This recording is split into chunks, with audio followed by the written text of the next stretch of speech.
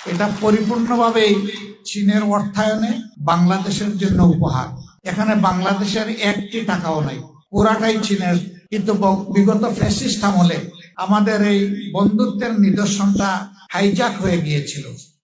এখানে কোথাও জামাতে ইসলামের আমির বলেছে এখানে জামাতের টাকা দিয়ে বা জামাতের অর্থায়ন দিয়ে এই উপহারগুলো দেওয়া হয়েছে? সে তো এটাও বলেনি যে এটা বাংলাদেশের অর্থায়নে হচ্ছে। সে সম্পূর্ণভাবে বলেছে এটা চীনের অর্থায়নে দেওয়া হচ্ছে, বাংলাদেশের এক টাকাও নেই।